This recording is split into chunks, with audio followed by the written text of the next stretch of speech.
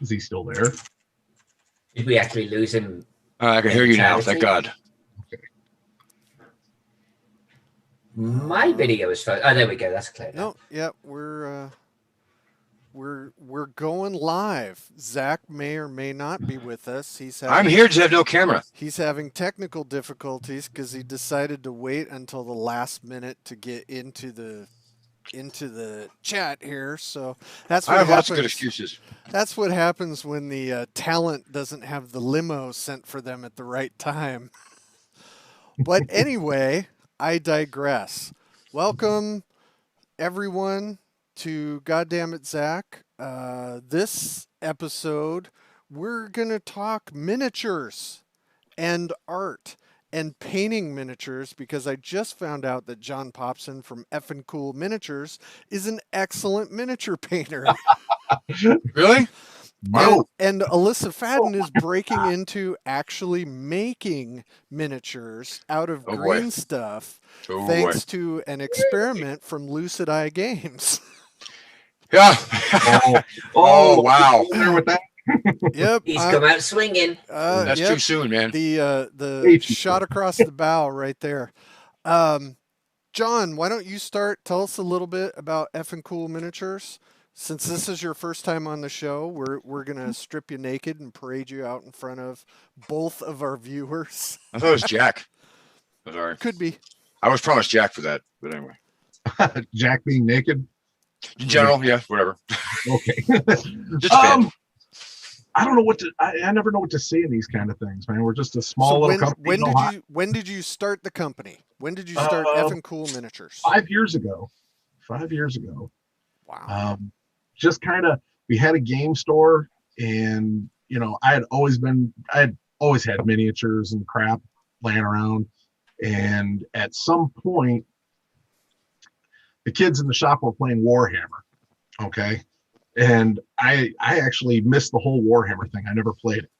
So I started watching them play 40K. I had a ton of 40K miniatures from the early 90s. And at some point I wanted to play. And so I toted out all my old miniatures, and I had these little dwarf guys, and they're called squats.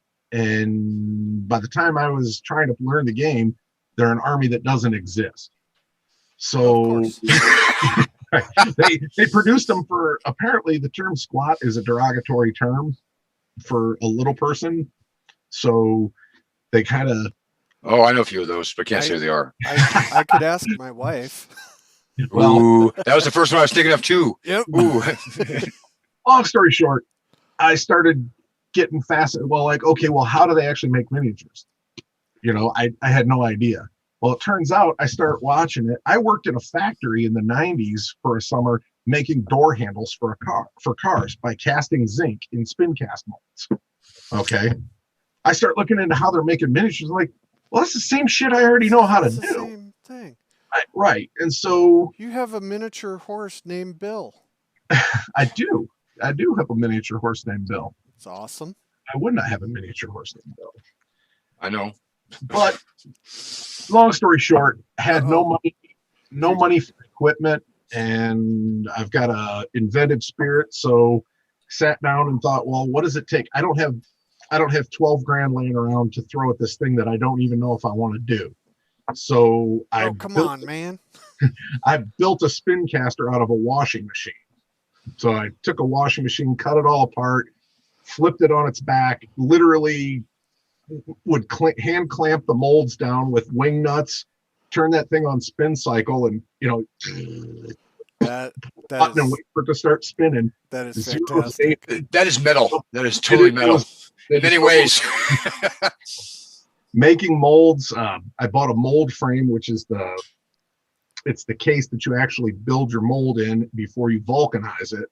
And I just closed it with C-clamps, and I bought this cheapo oven that I stuck in the paint room here in my shop. And I would just bake these things in there with them clamped with C-clamps, with giant C-clamps that would break and destroy and fall apart inside them. They're not designed for that much heat, that much pressure. So long story short is that little by little, I just started getting real equipment. I'm like, well, I bought a used spin caster from the East Coast and had it shipped here. That was like $3,000. I thought, I'm sick of casting on the washing machine. This is really tedious. I'm so impressed. I'm so impressed. So I went to Valiant and took a tour, and I was like, "This is really hard." And you did it with a washing machine. You sir. Well, some of those miniatures. You were somebody worth respect.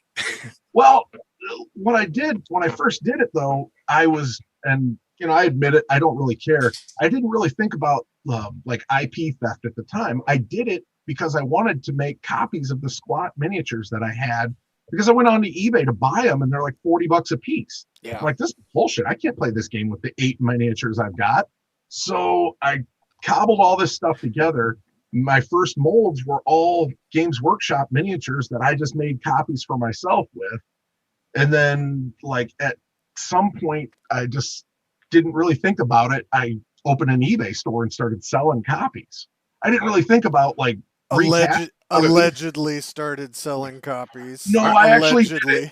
You're the guy at the van at the conventions that you open it up and all these he's got a spin caster in his van. He could just open the back doors. He's 3D printing miniatures in case. Fucking washing machine in the van.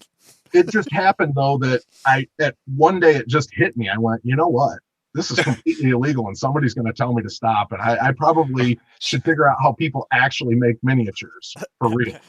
And at that time, Form Labs was running their Kickstarter for the first Form 1, the first desktop SLA resin-based printer that would have resolution good enough to make miniatures with. I didn't know how to sculpt at that point. I just like, well, if I'm going to do this, I guess this is what I have to do. And I backed that Kickstarter. And in the meantime, I had paid a bunch of sculptors that I had met to make greens for me. So I've got a mishmash of traditionally sculpted and digitally sculpted stuff in our web store. So I don't know. That's a long and short of it. Never looked I'm just back. impressed that you did something like that. I just would have copied the Game Workshop stuff and then stopped. That's so impressive. You know what? I just got really bit by the bug because I always liked miniatures. It really hit me once I realized, the name of the business became the name of the business. So I own a restaurant. And after that winter of fucking around making miniatures, my loyal local customers that come in every season that I don't see all winter would be like, oh, well, what'd you do all winter? So I'm showing them these little minis. Oh, dude, I built a machine to make these little metal miniatures. And every single one of these people were like, man, that's fucking cool. Alyssa, were you impressed? So I own most of his miniatures. No, she's got a copy of just. So he makes the one of the woman next to the pillar? I hope he does, because it might actually be a good miniature if he actually. I'm just kidding. No. Well, there's been a bunch of discussion amongst me and 2 other companies that I talk with regarding that miniature, and I still think I'm right, but my buddy, I agree with you. Figures says, I don't think that's what happened, but I'd love to see the original greens of that to see if they actually fit together properly, or if it was distorted in the mold under heat and pressure. If that green was just too thin and it flattened her out, which is possible. It's when I learned that many things could go wrong after you sculpted it that I knew that was never going to be for me. Yeah, I've been so excited. I have a guy with an axe. I'm so excited. Let me put him in and he comes back out and he's that lady on the next to the pillar. Well, like every time I see John at a convention and he's got like a corner booth or something, so it's really easy, just walk up, you see this whole rack of all these different miniatures, and I know he's caught me doing this more than once. I'll get over to the booth and like there's a separation or a difference in the carpet for where the booth is from where you walk around, and like I get one toe right on the edge and I'm looking at everything, because if I step in, I'm doomed. I'm just taking one of each because I can't make a choice, and then I'm just like, do I do it? Should I get him? Yes. Wait, I have to wait. And then and then he's normally helping somebody. He'll look up and look at me, and I look back at him, and I'm just like, and then I'll run away like a child. That sounds like the first time you met Earl Otis. That's awesome. Yeah, it is kind of what I do to everybody. But anyway, so what's your latest John, what's the latest set you have? I know you did the whole Kickstarter for the Court of the Sultana, Right. and it That came was out just amazing. 2 years ago, almost 3 years ago. I'm old. Well, that's all right. Things on the horizon. Court of the Sultana Part 2. I mean, I've got a bunch of things done for that. I just haven't Sweet. figured out the market's really weird right now. We have this, with the advent of home 3D printing, it really has made it kind of like you have to really make decisions on what's going to be the cash maker that's going to keep me alive, Right. Last summer I spent a bunch of time putting together a Patreon specifically for Court of the Sultana that I've never gone live with it because I'm like, I don't have enough time to sculpt X many pieces a month for it. I don't think I can meet the commitment with all the other shit I do. I can't either. So I'm with you. Yeah. I mean, so the next thing we've actually got coming up, we just re-upped our contract with Cobalt Press. Our new contract allows us to sell STLs also, which was absent from our previous contract.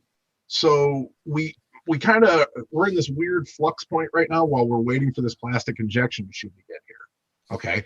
Because I don't want to be like, well, this next Kickstarter we're going to do, these are going to be in metal, plastic, and STL.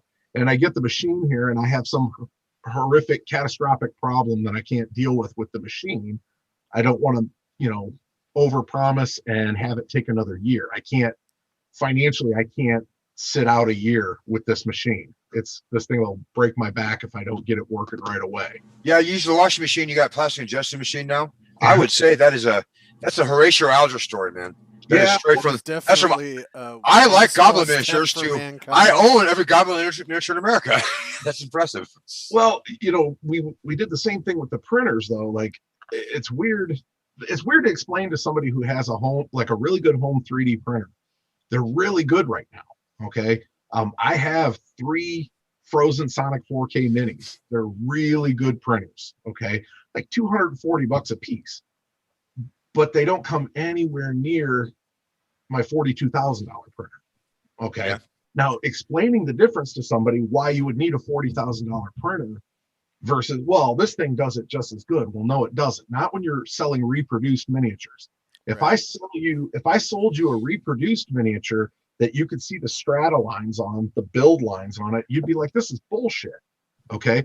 But if you printed it yourself, you'd be like, look at this cool thing I made, Yeah, because you feel like you're totally talented. I get it. That's what I did. Yeah. And there's nothing wrong with it. I think it's great, but it's really forced my hand on a bunch of things. The plastic injection thing. If we're going to keep doing Cobalt Press, that fan base, or like most tabletop role-playing game guys and gals, in the modern 5e era, are used to WizKids, Gale Force 9, Reaper, right? Used to plastic. They just are not as interested in metal. Well, the first Reaper Kickstarter, I thought we were all going to bury ourselves like Vikings under that before they melted it on top of us, because it was so much. We were not used to literal. It was coming at you like a tidal wave, and when it showed my house, I don't even paint miniatures, but I was excited anyway. I don't even know where to begin. That's what 20 years of salt sitting around, and just now we're going to do them all in plastic. It was insane. No, that happened. That first Kickstarter ran right as I was starting to build the Spincaster. I was just doing my Whisper and Venom when I had like 12 miniatures, and that was the end of my entire miniature run. Mm-hmm. I was like, oh my God, I am in the wrong one. I have those minis, by the way. Oh, mine? I have your Whisper and Venom. No, great. They're okay. I did the okayest minis I've ever made. No, actually, you did some really, really nice stuff. You had Mark Evans do some stuff for you. Mark Evans do the goblins, and I had a bunch of people. Yeah. So I think that's how I met Mark, actually, was because I had seen he had worked on your project, and I just cold called him and was like, look, I like what you did. He's another case, though. I have an artistic question for our guests this evening, Alyssa and John. You both, in different aspects, are pretty well known for miniatures. John, obviously, from the store. Alyssa, from Enfilade and everything that you do with Romans and your whole Facebook feed and all this stuff. Does your love of miniatures come from a wargaming side, or is it just the artistic nature of having these little tiny figures, or is it from role playing? And Alyssa, I'll have you go first on that one. I kind of want to say all of the above. I mean, while the first miniatures I ever handled were wargaming ones, and they weren't mine, they were friends at school. Probably a whole bunch of Napoleonics, minifigs, probably. Yeah. Which it's great, when you've got a whole unit of them together, there's something incredibly sexy about it. But I never picked up a minifig miniature and went, oh, he is so awesome. It was always about the units and things like that. Right. And for me, the first time that I really, I think, got into miniatures, it was through role playing. First time I ever bought the box set, blue and red boxes, and in the same store. And it was a toy store, so they don't even know what they're selling. They've got this little turnstile, and there's maybe 12 miniatures on there in total. And I buy myself a simplistic Minotaur and a knight and a skeleton. That was it. But I loved them. I still own them to this day. And that's awesome. That's when I freaking fell in love with miniatures. It was like, I love the little skeleton with the sword above his head, and the knight. I think everyone owned it in the world, where he's got a shield next to him. It's basically a chunk of metal. He's got a shield next to him. He's got a sword holding up this way. There's no undercuts. It's impossible because he's just a block. And the Minotaur holding the axe up to one side. Unfortunately, the axe is now broken. But I mean, I fell in love with those things, and that's why I could not stop buying miniatures from that point on. You told us you kicked that habit 10 years ago, right? Yeah. Nowadays, I don't buy miniatures anymore. No, Jack owes me a Coke. I bought everything that almost every cool miniatures have ever done, including the ones behind me in the picture here, including his previous Kickstarters. The Sultana ones are great. I bought the Sultan one. Of course, I bought the Sultan. I bought the Cultist one. And I want to know what's in the next Sultan one. But yeah, I mean, I just love miniatures. I've got too many miniatures at this point, and I still keep buying them because I just like looking at them. Yeah, it's like crack. No, it is. And it is. I don't have a camera that's set up, but there's just walls of this shit all over the place. I have so many that I have people paint mine for the first Reaper bones, the bigger ones. I don't know where to put them. I just stack them on top of my wife's bookshelf, which she's not looking, so I can get them out of the case. and I love them so much. I mean, I know that the world is moving towards plastic, and I get it. And this is not even me being curmudgeon-y, but I like the weight of metal, or even if it's a larger piece, a good resin cast is okay for me. But because that point, it starts to transcend into something I do want to paint, and I do want to put it on a shelf. It's less about just throwing plastic around on the table for me. In fact, it's got nothing to do with it. I want something I can look at and my little heart goes flutter, flutter, flutter. And part of that is the artistic aspect of it nowadays. John, what about you? How's your heart go flutter? Well, as with every question, I've always got a long answer. So, good. Like I said earlier, I started playing D&D in '79. Okay, but my best friend's older brother played. None of those guys, they're like 5 years older than us, but none of them had miniatures. I think they were Holmes box. I think they were playing Holmes, and we got to play along. We were really young. I was 8, I think. So, we got to play, but we weren't really playing our own games. And then in about 80, one of the guys in our group got the Monster Manual. Ooh. And then when I think the red Moldvay box came out, I think that's when we really. That was my crack. My crack. Yeah. Well, I mean, I still have it sitting behind me, but I do too. You have like 10 copies, though, Zach, of everything. So, well, but that's because I don't buy miniatures. I can afford to buy all this stuff without those. Anyway. Well, the thing is that back then, for at least in the town that I grew up in, which is the town I currently still live in, but me too. that was a way to make new friends. As D&D was becoming popular, there were, different isolated groups of gaming people. Okay. And so we all didn't play together, but it would be, oh, well, I'm playing in Don's group. And then I meet this kid, Chandler. Okay. Chandler says, well, come over to my house. All right. So one day after school, and this is third grade, okay, third or fourth grade, one or the other, but I go over to Chandler's house, and he's got a brother that's in college, and they're way into Dungeons and Dragons. And they have boxes and boxes and boxes of miniatures set up on this table, just tons and tons of miniatures everywhere you can look. And I just, whoa. Were they painted? Yeah, it was all painted and everything. And so were they painted multiple colors? Yeah, I've got a bunch of shitty old lead miniatures that are like all one color. Oh yeah. Yeah, that. Just when you lick them off first, then if you lick it off, the paint comes off fast. Yeah, that monster's red. The part of the story that gets weird is that being a poor kid growing up with no money, stealing shit wasn't outside of my realm even in fourth grade, and so I snatched a little fighter and a little wizard. You were lucky. Is this the second crime that John's admitted to? I'm today. Totally criminal mastermind. At least. I got 5 on my bingo card today for him. So, well, You got what? How much you got coming? 3. I got a phone call later that night from Chandler. I thought you were going to say you got a phone call from the cops. No, I thought God was calling, asking you to rethink yourself. Just return the miniatures, and we won't be mad about it. And I'm like, what miniatures? I didn't take your miniatures. Oh, he's like, that's great. He's like, you took 2 miniatures that we were using tonight. Well, I got you. And I'm like, out of the whole room of shit I could have taken, I took 2 things they were gonna need that night. Oh man! So you should have multi-class thief, man. That's your problem. Yeah, well, that's basically the start of miniatures for me. At that point, they became an integral part of play. The Grenadier sets, the yellow boxes, the Raul Partha blisters from, you name it. Anywhere I could find them, I would buy them. So I have a huge pile of lead, most of which has been at least primed to protect it. It's not painted, most of it, and I probably never will paint it, but I still have it. Send it to Alyssa.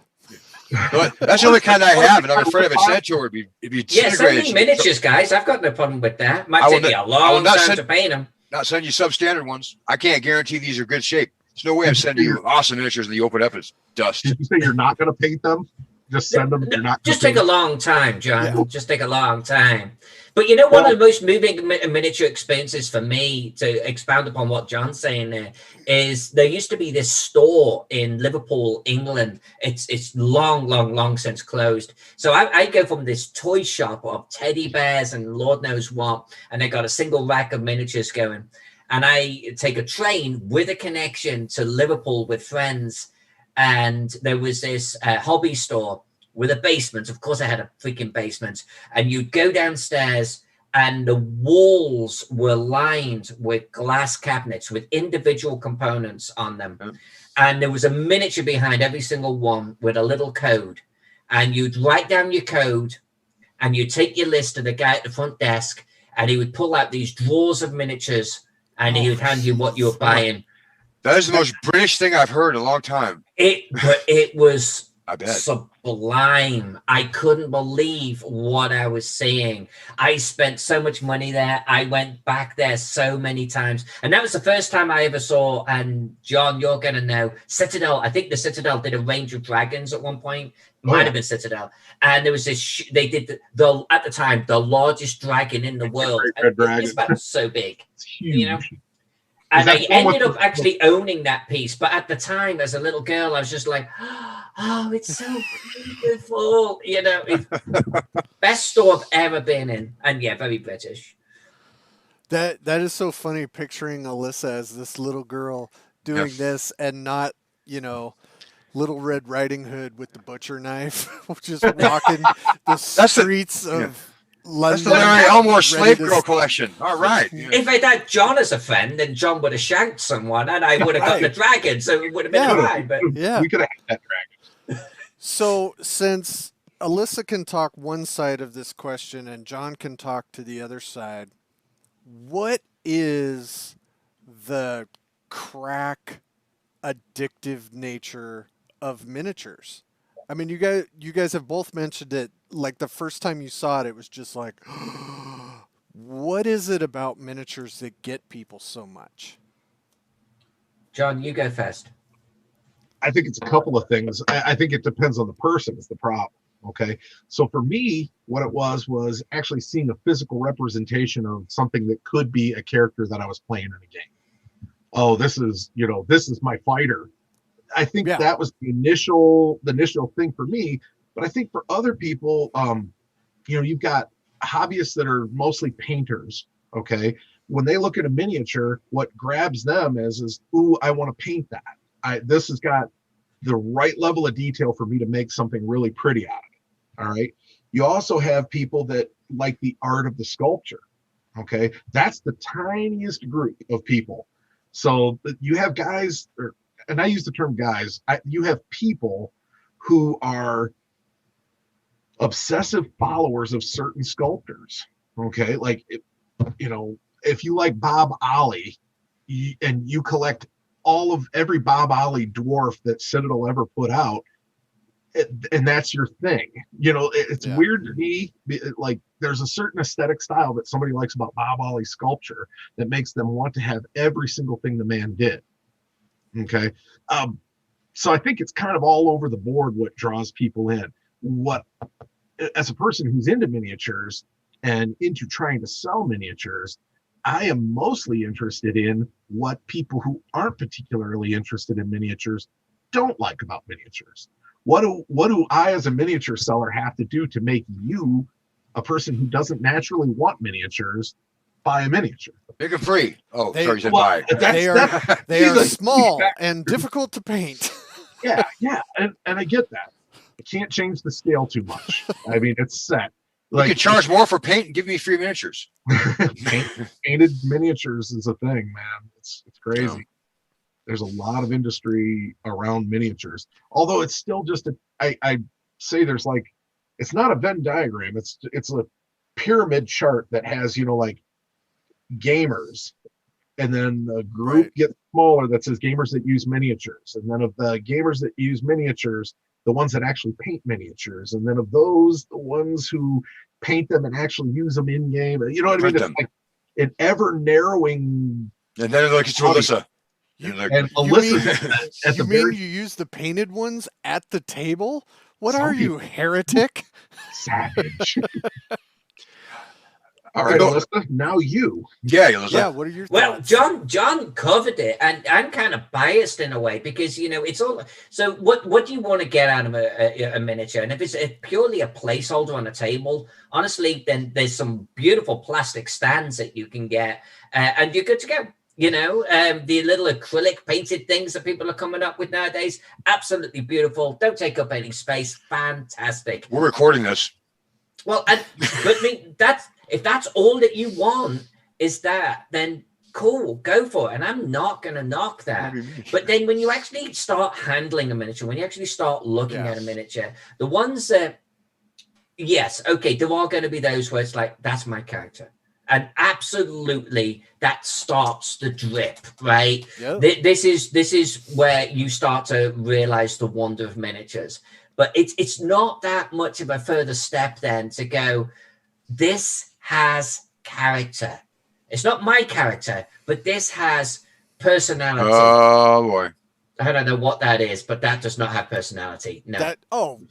What the fuck are you talking about? That's Galactus. Come on. And that's awesome, but it has no personality. That's a toy, not a miniature. Silly Skeeter Green. It is a toy, and it looks like plastic. No, get it off screen. No, we're talking about art here. That's a 32 millimeter scale, right? Yeah, that's not a real scale. It's enormous. I want to honestly, seriously, I want to look at a miniature, and I want to handle a miniature that, just like any artwork, it can be a drawing, it can be a map, it can be anything else. It starts to scream personality. Like this stuff over my shoulder here that I'm using as a background. These I got crows, ravens, whatever. They almost look like plague bearers or plague doctors. These guys have huge personality when you hold them. It's like They're little tiny living things, and not all miniatures have that. I have another miniature. I'm not going to name the manufacturer on my shelf behind me, and it's a nice miniature. It's a good sculpt, has no personality, and I think as long as it's got some personality, it will grab you. And then comes the I want to put paint on this thing. This thing is going to come to life. It's literally going to start breathing. But at your house, miniatures can all be ready for that. And in the day they're going to pop paint for them, they'll have gone their whole lives, never even seen you. I mean, theoretically. Well, when Alyssa's talking about miniatures with personality, and I'm a bad host, I should have had an example of this. She painted a gaming setting featuring Gary Gygax at a table with a bunch of other players in miniature. So awesome. And it's got the books, it's got dice on the table. I think there's, what is it, Gary and 4 players? Is that how many there are? I think there's 4 players. It's on my YouTube channel, actually. I did post it there for like last Monday or something. I have the mini. I never went on paint it ever because it's so perfect when you did it. So I was like, you know what? There are other people for this hobby. I call them painters. We should give a shout out to Philip Hines from Bear's Head Miniature, who did the sculpt on that gear. It's great. It's great. Philip's a good guy. I think so. What I'm going to do, I'm actually going to paint a GaryCon later this month. And I'm thinking, I think I have like maybe 4 more copies of Gary. And I'm thinking about actually painting them and giving them away at the end of the stream. That's cool. Maybe 1 or 2 more dioramas. I have the Larry Elmore collection of the dioramas he approaches his Caldwell phase of really interesting dressing on the ladies and the dragons. So if we want to give those away and you want to get in trouble, we can do that. We'll do that game hole. Alex will love that. Yeah, that would be perfect. Zach, that's not okay. You yes, can't do that, man. Yes, I can. So for me, with the miniatures, it's all about like, is this miniature telling a story to me? And sometimes an individual miniature can do that. Often a collection of miniatures can absolutely do it. But some of these Raven folk behind me, they're telling stories. They're moving, they're living, they're breathing, and I love that. Most miniatures don't hit the mark. To expound on that, that's another thing that I think hit me as a miniature lover is there's a set of skeletons. I think Grenadier put them out. There's one that's got a woman over his shoulder. He's hefting a woman. There's another one that's got a pike, and there's sausages and birds and stuff hanging on it. Oh. And then there's another one that's got a pig and a chest of money. And I remember as a kid, when I bought those minis, I liked them because they had so much character. But I remember the day that I sat and thought about them. And I went, well, this is ridiculous. What would a skeleton want? Why does a skeleton need treasure? Why does a skeleton need food? Why does he need a woman? Okay. And in my head, I had kind of wrote this story for them that they had still, they weren't conscious that they were dead, but they still had all of their earthly desires. So they kind of came to be, me, to represent this, 7 deadly sins kind of thing. You had the guy with the female. He was lust and greed and what's the food sin? Gluttony. I know it. It's gluttony. It's gluttony. I got it. Gluttony. I was going to say, I should know that one. Well, I've seen Zach's food porn, so gluttony and you and I are gluttonous. So, but the point is that they told a very specific story to me as a young person, and that's like what Alyssa's saying, is that when you hit those miniatures that can actually speak to you, that's when it really grabs you. Now, the hard thing to capture is, how do you do that when you're sculpting it? How do you know what to do? Sometimes people show me artwork for projects they're working on, and I'm like, okay, well, you want me to make a miniature of that, but it's so flat. There's nothing, like, the art is well executed, but it doesn't show anything. It doesn't tell a story. It doesn't. You just stand there. Yeah, it's just a person standing there. And so you do your best with those, and you move on. But I did a redo of those 3 skeletons digitally. So I did like a modern update. That's cool. That will be on our website at some point. But Awesome. Nice. Well, I'll be getting them. They sound they awesome. moved me that much. So I mean, a skeleton with a pike and sausages hanging off of it. I think that tells a story. Well, I need to talk I think to that he didn't dude. stop to eat before he We died. need to sit down for a few minutes, and I need some backstory on that guy. well, yeah, right. I need to figure out how to do the other 4 deadly sins then. If I got 3 of them, Oh, Call Skeeter. man. Please call Skeeter. Call Yeah, Skeeter because he can help you. I can help you out with that. I am skeleton well of versed sloth is where in I'm. the sins. You're And, well and an injury. He can go down to 0 HP and be back up in a week, no problem. This happens every year, at least twice. I've done it at conventions. In front of me. Right in front of me. Okay, so since John and Alyssa, we are all adults. Mm-mm. Now that you have this aspect in your life, you have miniatures in your life. Alyssa, you paint them. John, you sculpt them and sell them. Does this take away from your playing? Or do you have enough time you can do both? Or is it you have to give up role playing to do this thing with miniatures that you also love? Well, for me, no, it doesn't take away at all. I mean, I'm sure like all of us to a degree here lead very regimented lives and scheduled existences, and I have I have a slot for I am going to paint miniatures. Do you know who the hosts of this show are? Zach, you want to know my schedule today? I'll tell you my schedule. I'm done. Yeah, that's that schedule. For me, my playing time is one day every other weekend. My painting time is every week at a certain afternoon. If I get more, then that's great. They don't interfere with each other. In fact, they complement each other. My wife watches each of them too. You stream. I cannot believe my wife watches you guys paint and do maps and everything. She just loves it. Thinks it's the greatest thing ever. Nerves have won. It's probably relaxing, so she doesn't have to listen to you. No, she sits there and laughs about it and then types in what makes Alyssa eat jelly beans or something. Then she gets excited every time that happens. Oh, Pex geez. is a bad man. I told you that. Yeah. John, you're in a little bit different position having an actual business of selling miniatures, so. Well, and all I can say is that even with everything going on in my life, I still game 2 times a week.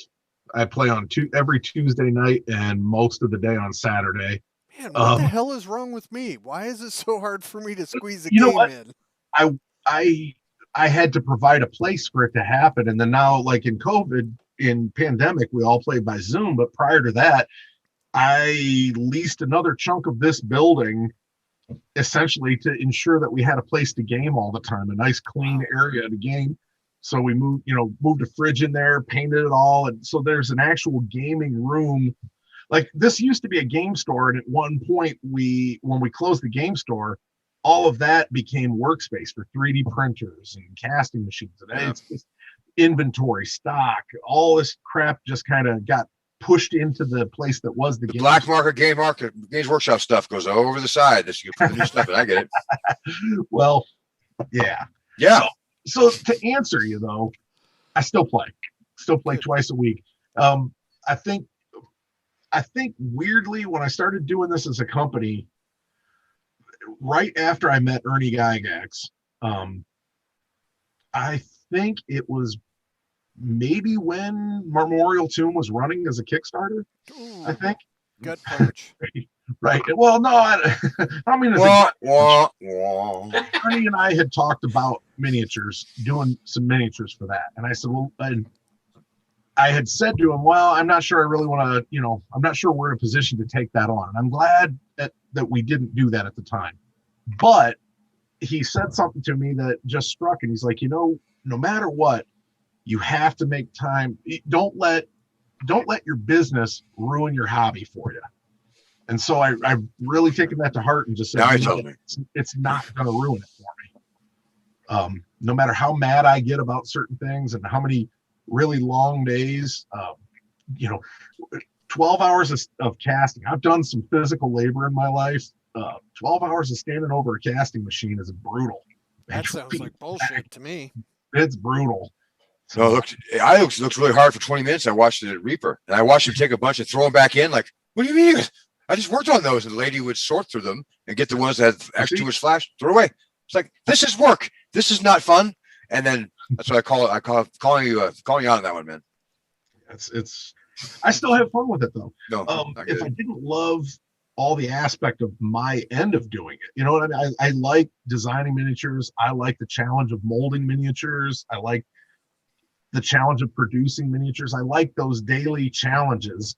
At the point when I decide I don't like them, maybe there will be no effing cool miniatures, but that's at least, I can tell you that's probably at least 5 years off, because that's about how long it might take me to pay this plastic injection machine.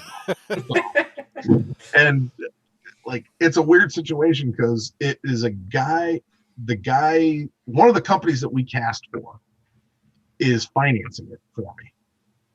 Like, it's not like I had 70 grand just laying around. This guy, who I'll keep his name out of it, just approached me.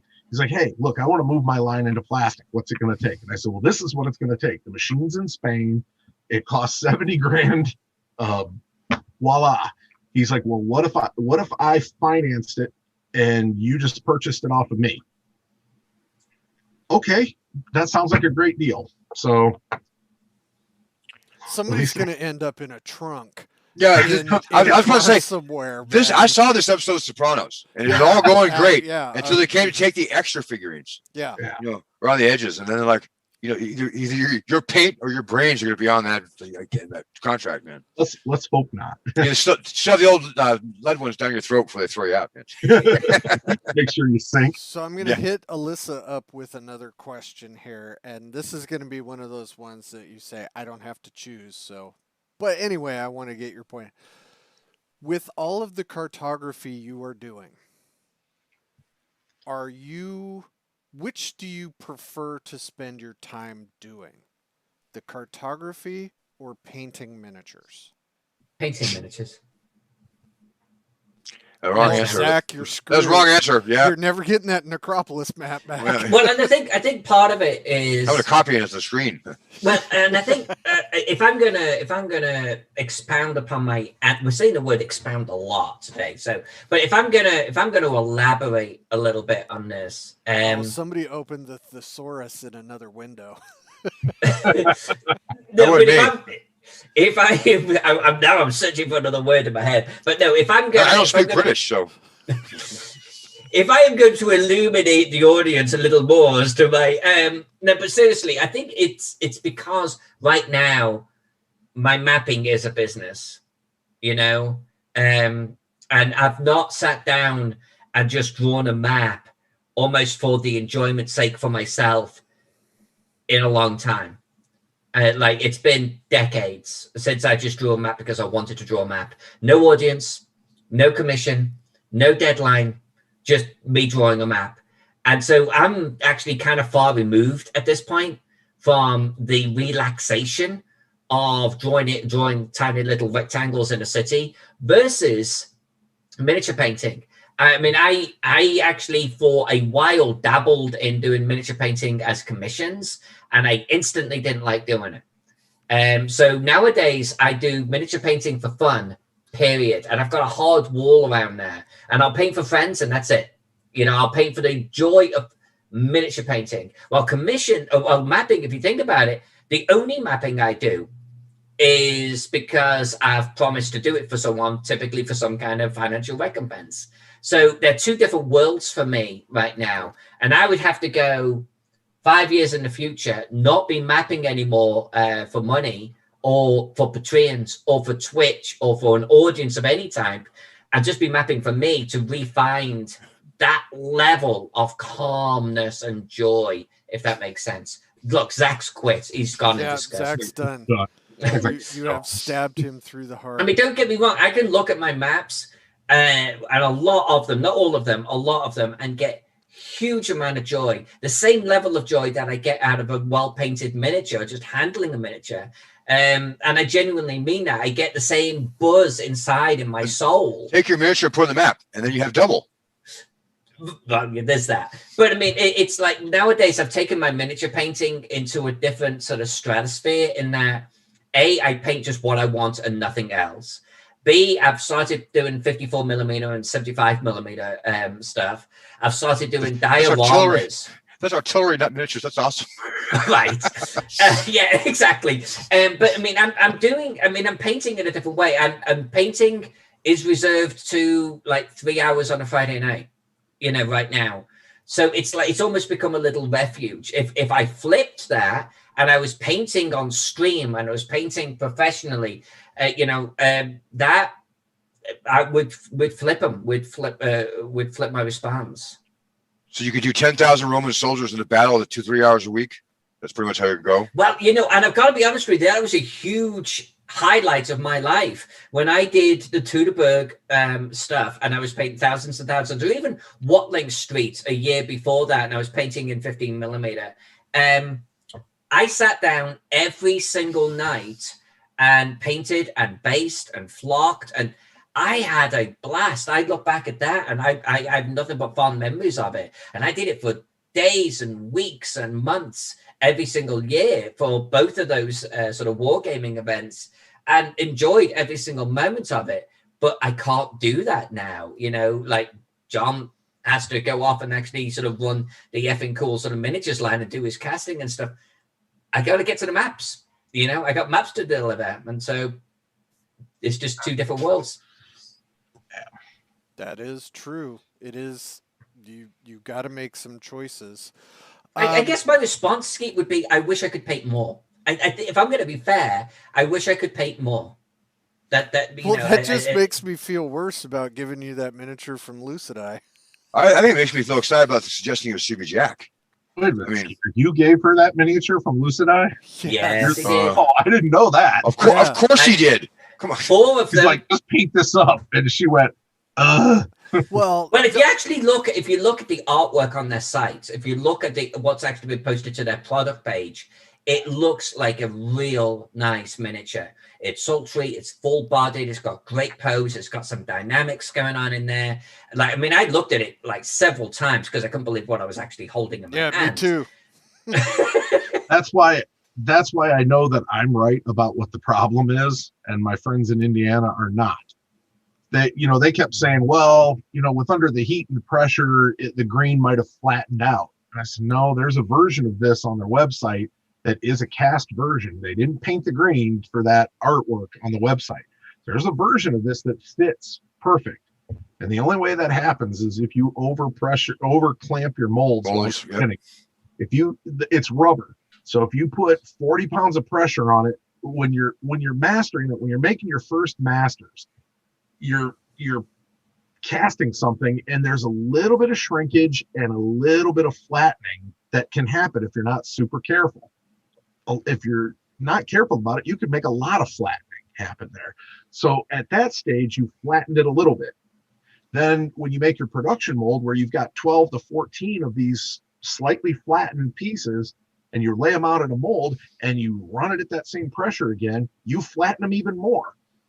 So like that double flattening, that column had to have been. You could surf on her, is what you're saying. Yeah, it's pretty flat. The column looks, it looks dimensionally proper. It looks round. So in all likelihood, they cast the column up and down in the mold, not flat on its side. So, that's on them. Lucid Eye makes great miniatures. I mean, they have a lot of really good miniatures. I've seen a lot of really good casts from them. I'm just surprised that particular piece is that poor. And that wasn't just a fluke. Yeah, and I mean, I've got the picture right there. That is my favorite Frazetta piece. And that's why I got the miniatures. I wasn't going to paint them. Like, Alyssa, can you please do this? No one ever known. Yep, I'll do it. So I got an extra one that she can have, and she got it, and it's like a train wreck hit a bus fire. And you happen to know about everybody that there is to know in tabletop gaming, so you could complain to all of them loudly. That was awesome. That was like a wrecking ball going right through a perfectly comfortable company that week. Well, the funniest part of that was when Alyssa posted the unboxing and all that stuff. I know, I saw that. And Tim DeShane was commenting, and I messaged Sarah Frazetta, and then Deshane commented about that. Oh, look at Skeeter bringing in the big guns. I tagged her thought in it was too, very funny. at the same time. I was like, Yeah. you got to see this. No, and that's the kind of thing. If I had a property and somebody was licensing it to make, miniatures or something of it, and it was not working out, and people were pissed about it, I would want to know. You absolutely would, right? He's done it. I have. Then let me ask you. So, John, let me ask you a question about process here. Yeah. Because one thing that I'm always a little bit amazed about with this particular miniature is, like, it came to light very quickly, even with no gluing or anything like that. That clearly this princess has been squished, and she does not fit on the steps. You can see that just by putting her on them. And to me, as the laywoman, so to speak, not understanding the process, I sit here thinking, shouldn't quality control have caught this? Is there such a thing? Well, okay, and I can tell you what our quality control process is with multi-part miniatures. Our rejection is directly based on whether they will actually fit together. So what happens, the first thing we do, like the multi-part miniatures, they go through, we look for soft fill where maybe a part didn't get filled all the way, for whatever reason. We reject on soft fill, we reject on flashing, excessive mold shift, all the usual eye-catching things. So then you're down to the bins of pieces, like 200 of body part 1, 200 of body part 2, 200 of the head or whatever. And then what happens before they go in a bag is once they pass through primary QC, they get set aside as a set. Tracking kit. All right. And if they do not fit together, they don't go into the bag. If you can't find them. So when we ship a miniature, it's test fitted all the way before it even goes into the packaging. And so, I can't speak for what other people do. I don't know what Not that does. Obviously, in that case, they didn't. But there again, I don't know enough about Lucid Eye's operation, whether they're quote unquote a garage operation or if they're, having a Frazetta license, you would think that they would have been that stuff was vetted to the point that it wasn't just a garage operation. I don't know whether they are or not. The thing that makes I me like nervous, when you say that. the thing that makes me nervous is that they have other sculpts as well. Mm-hmm. And I've looked at some of the other ones and I'm like, I've seen paint jobs on some of the other Frazetta pieces they've done by other painters that look great. Yeah. I've never seen anybody paint that particular piece that we're talking about. And so Alyssa's the first person I've seen with one in her hands that was getting ready to be painted. She had two, she would have tossed it. I wonder if I've got 4 now, guys, just to be clear. You can juggle them. I've got 4 of them now, and they're all the same, including the ones where we cast them and they're worse, if anything. You're a bombard, like the old 15th century gun. You drop the lead in there and boom, shoot at France. It'd be awesome. Having said all that about QC, I will say that things just get through sometimes also, but having 4 of them that don't fit that's not the oops, they slipped. If I'm telling you right now, if somebody sent me a thing that said, look, dude, these things fit terrible. All right. I would go cast that day the most perfect replacement. Because I'm never wanting somebody to come at me twice with the same problem. So like the Gary Con Dragons, remember I told you how the bodies didn't fit? They just didn't really fit. There was a pretty good gap between the front half and the back half. Not pointing the finger of blame, but that wasn't really my fault. That was Zach's fault. I know. We'll blame it on Zach. It's usually Zach's fault. With miniatures, sure, why not? I can add to my list. I didn't do the production casting on those, and so the error is what it is.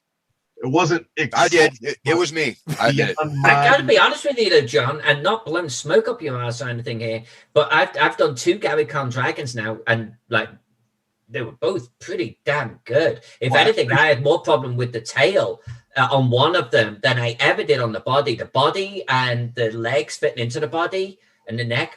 It's weird. First flawless, one man, just flawless. I loved them. The first one you had, though, I sent you out of the master molds.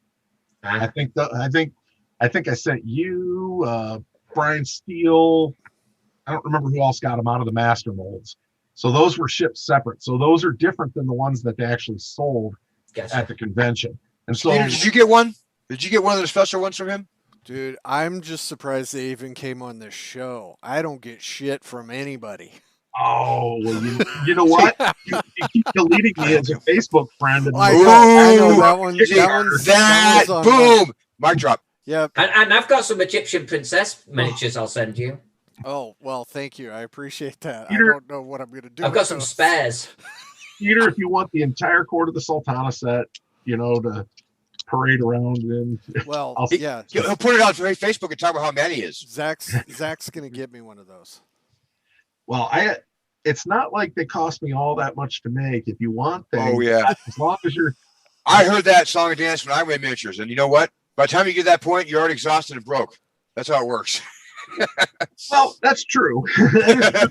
The downside to making miniatures without that's why I started doing this. Once I really got going, I'm like, well, the only way I can actually make any money is if I own all the equipment, control the entire process, start to finish. Right. I got to teach myself how to sculpt. I can't be paying, anywhere from $4,000 to $1,000 every miniature. I'll never make any money that way. So, that seems cheap still. That's awesome. Yeah. I mean, unfortunately, sculptors don't get paid that much. But the production molds and all the rest of the process, clamshells. I mean, those cost me money. Clamshells. That's why we don't do clamshell packaging for shipping. And the reason is it looks better as a presentation, but it takes up more room for shipping because you have a standard thickness. And then you're also paying money for the clamshell that they're going to throw away. So you use the drug bags, like the dime bags that people use. You put that's what in. We do. That's what we do. Zach. Little poly bags. I went to Joann's Fabric and bought 2,000 of those one day and realized after I left why they wanted to not talk to me ever, because I had 2,000 little bags. Because you seem like crack the type. dealer. Yeah. Okay. I feel horrible for having to cut anybody off or cut this short, but we're right up against an hour, and I have been encouraged to talk about Frog God Game Day. It's April 9th to 11th on the Frog Discord directly in 3 minutes, where Zach and I are supposed to be. They can't start without us, dude. They are giving away a raffle, or they are having. They're giving away an actual raffle. You don't want to win. I'm just going to tell you right now. Raffling the opportunity to be in a game with Zach Glazer and or Skeeter Green. I'm a one-trick pony. I cannot even imagine how horrible this is going to go. The sad part. Nobody who even tries. Everybody to has a great time. Raffle. Everybody has a great time in my game. I'm a one-trick pony. I'm still doing Whisper and Venom. And that was ages ago, and I have a great time doing it. And then my father said, "What are you doing?" I'm running a game. People pay to be in a game with you? Yeah.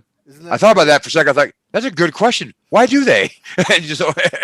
But yeah, it's Frog God Game Day is a lot of fun. You should all come play. All right. As we wrap up, John Popson, give us your last words, sir. See y'all in the funny pages. That's actually pretty good. Are you going to be at Gamehole? Gamehole's a weird thing, only in that I'm just saying I've never been there, and the only way I really can justify going is as a vendor. I've been on the vendor waiting list every year that they've had it, and have never. Pretty clean this time. This is your chance. Might be my chance. So maybe I'll have to hit that up and see if they've got any openings for vending. Problem is that it's as much as I love to go in game, I have to still be able to justify it. Yeah. I got a vendor too. I know how you feel. It's a nice con. It really is nice. Yeah, the pictures look great. It looks like a lot of fun, but cons are tough for me anyway. Understood. You got a lot of product that takes up space. Yeah, I feel for you. Books are heavy too. So I'm with you. They're heavy. Alyssa, what's on the con schedule? Well, Gary Khan, 2 painting sessions, one on the Friday, one on the Saturday, both of which at the end of the session, I'll give away the miniature that I'm painting. Saturday little mapping panel, hopefully with Luke and Ernie talking about the Gaxmore map. And Thursday, you're going to be in the small publisher seminar. Oh, yeah. And Thursday, there's We're some going to talk to that publisher thing going on. They found new suckers, huh? Right on. God. No respect. All right. Thank you, everybody. Thank you to Alyssa. Thank you, everybody. And John. You have brought some. Where'd you get such good guests? Where'd you find such good guests? Well, I didn't think you were even going to be here.